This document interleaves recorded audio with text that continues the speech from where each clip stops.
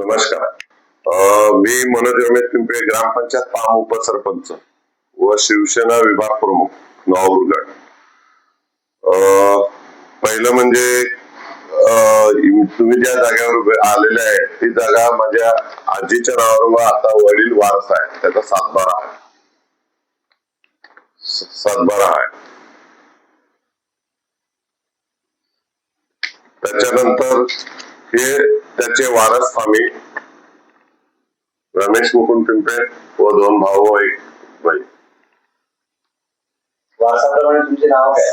व रमेश मुकुंद पिंपळे, गंगूबाई मुकुंद पिंपळे, रमेश मुकुंद त्याचा मुलगा, वासुदेव मुकुंद पिंपळे त्याचा मुलगा व पार्वती पांडुरंग संख्या त्याची मुलगी. त्यानंतर मी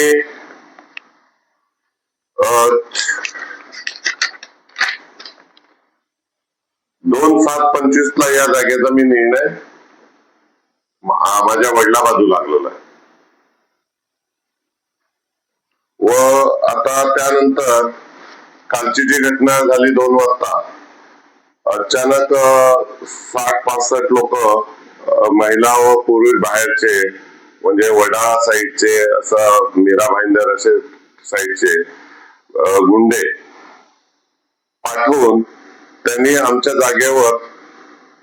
जागेचं नाव घेऊन, खाली फक्त जागेचं नाव घेऊन त्यांनी फक्त प्रयत्न करायला गेले की एक जेसीबी घेऊन व 60-65 लोक येऊन त्याने एक तमाशा दाखवून, त्यांचा प्रयत्न एकच होतं, जागेचं काही नव्हतं, फक्त दाखवायला जागाचं की काही उद्या झालं मॉब म्हणजे माझ्यावर त्यांनी हल्ला करून मला संपवण्याचा प्रयत्नासाठी आलेले होते.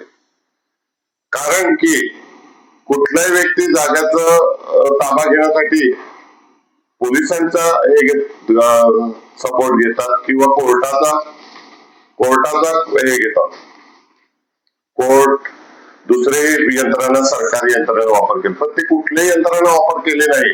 त्यांनी फक्त गुंड पाठवून, जे व्यक्तिगत गुंडे पाठवले त्यांनी, ते फक्त मला संपवण्यासाठी आलेले. पण ज्या व्यक्तींना त्यांनी माझं नाव सांगितलं त्याच्यामुळे त्यांनी फक्त माझ्या मुलावर हल्ला केला, नॉर्मल केला व माझ्या भावावर केला. मी त्या जागेवर 10 मिनिटं लेट मध्ये माझा गावातील ग्रामस्थ आले, त्या कारणामुळे माझा जीव वाचला गेला व माझ्या फॅमिलीचा जीव वाचला गेला.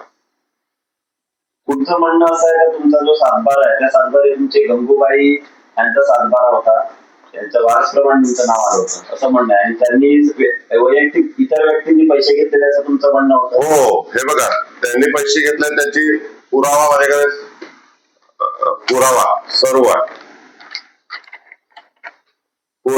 आहे म्हणजे. त्याच्यावर सर्व सरकारी यंत्रणाकडे पण पुरावे आहेत. त्यांनी पैसे घेतले, त्यांचे स्वतःचे चेक नंबर सर्व लिहिलेला आहे.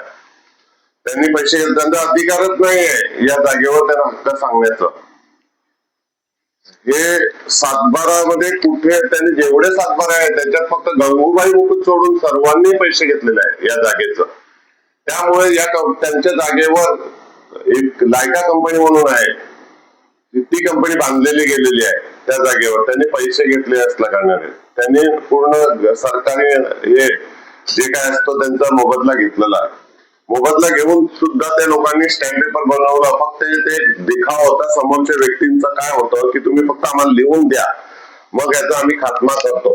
म्हणून जे व्यक्तींचे नाव घेतले ते आरोपीने, त्या व्यक्तींचे सीडीआर काढा, आमच्या सीडीआर काढून त्यांचं चौकशी करून त्यांच्यावर 307 कलम व दुसरे अधिक कलम 420 पण लागले पाहिजे. कारण असे स्टॅम्प पेपर बनवून, रोटरी बनवून, चुकीची माहिती देऊन कोणाच्या घरावर हल्ला करणं, बाहेरचे लोक येऊन, बाहेरचे म्हणजे आज एवढं लांबून, आजपर्यंत आमच्या पालघर, बोईसर आमच्या पंचरुखी असं आजपर्यंत कधी घडलं नाही की बाहेरचे व्यक्ती येऊन भांडणवाद आमच्या गावात असते नॉर्मल, पण हे असे बाहेरचे व्यक्ती येऊन डायरेक्ट मर्डरच्या तयारीने आलेले आहे असं नाहीये. त्याच्यावर अशोक बाबूराव वडेचं नाव डायरेक्ट घेतलं त्या व्यक्तीने. त्याचा अधिकार त्याच्या या सातबारात संबंधही नाही. बघा तुम्ही कुठे त्याचा दिसतोय का नाव त्या व्यक्तीचा. आणि तो व्यक्ती एवढ्या लोकांना पैसे देणं त्याच्या व्यक्तीची लेवल नाहीये. त्याला त्याच्या मागे मोठी असते आहे, टीएलआर अधिकारी कारकून आहे. आमच्या गावातला पण राहतोय बोईसरला, त्याचा पूर्ण त्याच्याकडे भरमसाठ पैसा आहे. व आम्हाला एक मुंबईचं आमचं एक वंजारी समाजाचं बिल्डर आहे, त्याचाही हात आहे. कारण तो अशोक बाबुराव वडे हा सतत त्या व्यक्तीशी मोबाईलवर बोलत असतो. अशोक बाबुराव वडे कुठल्याही मीटिंग बसत असेल तर त्या व्यक्तीला विचारल्याशिवाय बसत नाही.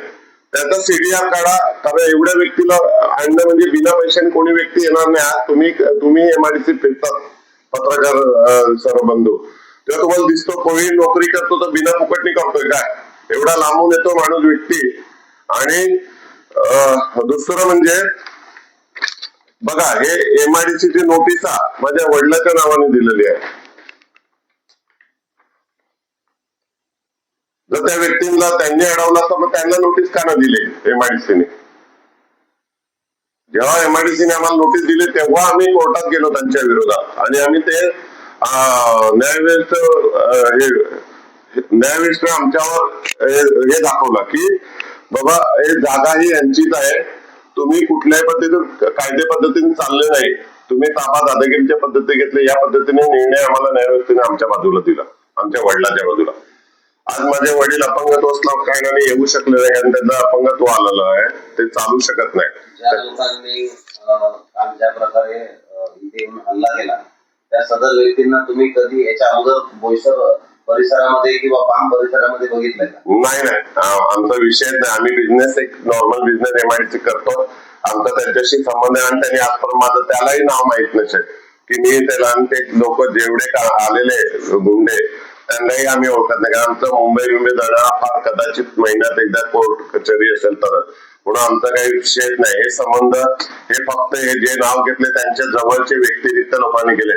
जे कमळाकर पाटील नाव घेतलंय ना, तोही व्यक्ती 70 ते 75 वय आहे, त्याची नाही आहे तो की एवढा स्टेटला जाईल, कोणाच्या डायरेक्ट घरात घुसेल.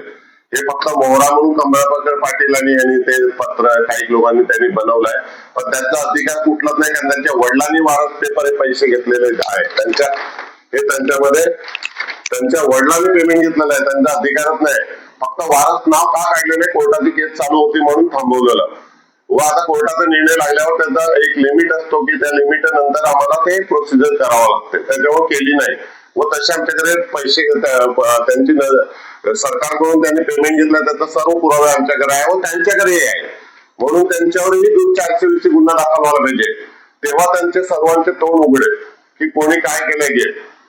आणि खरोखर सांगतोय, गावात आमचा एक वेगळं आजूबाजूला एवढा मोठा माहोल होऊन गेला कालचा विषय की हे म्हणजे आम्हाला कित्येक लोकांचे फोन, मोठ्या लोकांचे, की चुकीचं झालेलं आहे. असं कधीच आपल्या पालघर बोईसर मध्ये कधी झालं नसेल. वाद झालेला आहे का? कोणाचा नसतो, गावात होता. पण असे 60-70 लोक गुंडे पाठवून डायरेक्ट अटॅक, मर्डरच्या तयारीने आलेले. म्हणून पोलिसांकडून आम्हाला एकच अपेक्षा आहे की त्यांना त्यांची चौकशी सीडीआर काढून 307 कलम व दुसरे अजून 420 कलम लागले पाहिजे व त्यांना त्या पद्धतीने अटॅक व्हायला पाहिजे. जर आता कुठल्या पद्धतीने अटॅक केला तर ते खाली जामीन घेऊन निघून बाहेर येतात. त्यांना सीडीआर काढून त्यांची चौकशी रीतसर करून त्या पद्धतीने गुन्हे वाढले पाहिजे.